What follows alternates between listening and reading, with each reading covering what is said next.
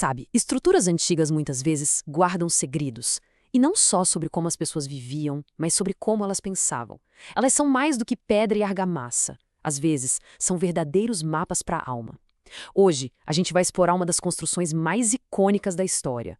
Não como um prédio, mas como um projeto para o desenvolvimento pessoal. Pode parecer uma pergunta meio estranha, não é? Mas essa é exatamente a ideia central que a gente vai desvendar juntos. Vamos entender como a construção do Templo do Rei Salomão, um fato histórico, se transformou numa poderosa alegoria para a jornada interior de autoconstrução, especialmente dentro da filosofia maçônica. Então, vamos mergulhar nisso. O que a gente vê aqui é o Templo de Salomão, uma maravilha da arquitetura antiga e o coração da vida espiritual em Jerusalém há quase 3.000 anos. Mas, para nossa conversa, esse edifício físico é só o ponto de partida. É a casca de uma ideia muito mais profunda. E aqui está o pulo do gato. A maçonaria pega o projeto literal do templo e o transforma num símbolo. Para o maçom no grau de companheiro, o objetivo não é construir com pedra, mas construir a si mesmo. É buscar um equilíbrio perfeito entre nossos instintos mais básicos e a nossa busca por conhecimento. Toda grande construção começa, claro, com uma fundação sólida. E na nossa jornada simbólica não é diferente. Vamos começar do zero, tanto no sentido literal quanto no metafórico. O templo físico foi erguido no Monte Moriá. E o mais fascinante é que as pedras foram extraídas e moldadas longe do canteiro de obras. A Bíblia conta que nenhum som de martelo ou cinzel foi ouvido durante a montagem. Tudo foi preparado com uma precisão absurda, de antemão. Isso por si só já é uma bela metáfora, né? E é aqui que essa preparação se traduz numa poderosa analogia. O trabalho de tirar uma pedra bruta da terra e dar forma a ela é um paralelo direto ao nosso trabalho interno. O aprendiz começa dominando seus impulsos, a tal pedra bruta dentro de si. Já o companheiro pega essa matéria-prima e começa a moldar a mente, transformando-a numa ferramenta de precisão para construir um caráter virtuoso. Então, o ponto central é este. O objetivo final desse trabalho inicial é criar a pedra cúbica. Simbolicamente, isso representa uma mente que não é mais só reativa, mas sim analítica. Uma pessoa cujos pensamentos, sentimentos e ações estão em perfeito alinhamento, como num ângulo reto com os ideais de verdade e justiça. É o alicerce sobre o qual todo o resto vai ser construído. Com a fundação estabelecida, o trabalho agora vai para dentro. A jornada do companheiro é uma subida, uma ascensão em direção à luz do conhecimento. Vamos seguir esse caminho entrando no templo simbólico. Essa aqui é a planta do templo, o nosso mapa. A jornada começa lá no pátio externo, passa pelo pórtico e avança em direção às câmaras internas, cada uma mais sagrada que a anterior. O próprio layout do edifício é um guia para o viajante simbólico. A subida para as câmaras superiores do templo era feita simbolicamente por uma escada em caracol. E a forma aqui é crucial. Pensa bem, uma escada reta te dá uma perspectiva só, mas uma escada em caracol, ela te força a mudar de ponto de vista a cada passo. E isso ilustra de forma brilhante um método de ascensão intelectual. Os degraus dessa escada são as 7 artes e ciências liberais. Primeiro, o trivium, que ensina a estruturar o pensamento e a comunicação.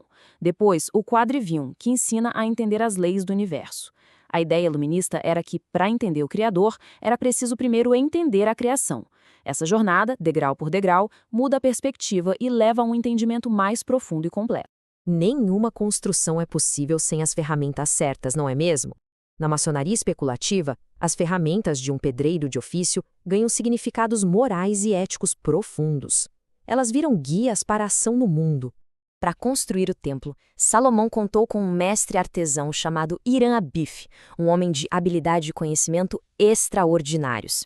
Ele representa o ideal do artesão habilidoso, aquele que domina suas ferramentas para criar algo de beleza e permanência.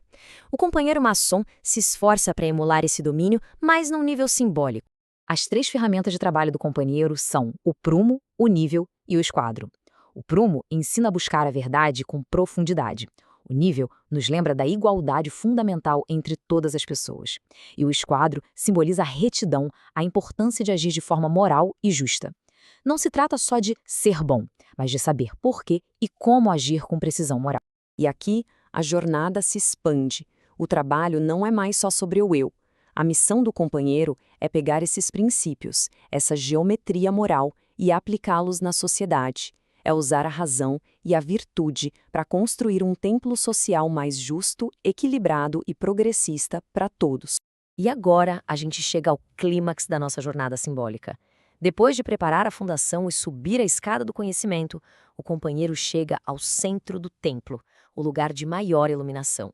No templo físico, a câmara mais interna e sagrada era o Santo dos Santos, ou Lugar Santíssimo.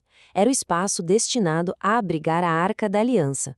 Era simbolicamente o ponto de conexão entre o céu e a terra. Já na jornada simbólica do companheiro, o destino não é um espaço físico, mas um princípio que ilumina, a estrela flamejante. Ela brilha no centro da loja maçônica, representando a luz da verdade e da razão que guia o iniciado. No centro dessa estrela está a letra G, e ela tem múltiplos significados. G de geometria, a ciência que revela as leis da natureza. G de gnose, que é o conhecimento direto e experimental do divino, não baseado em dogma. E G de geração, o poder criativo que permeia toda a vida. A busca por essa estrela é, no fim, a busca pela centelha divina dentro da própria matéria.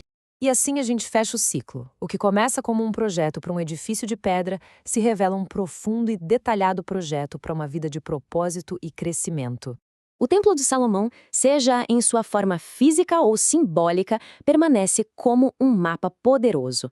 Ele nos mostra um caminho que vai da matéria bruta ao espírito iluminado, do domínio de si mesmo à contribuição para a sociedade, do aprendizado à sabedoria.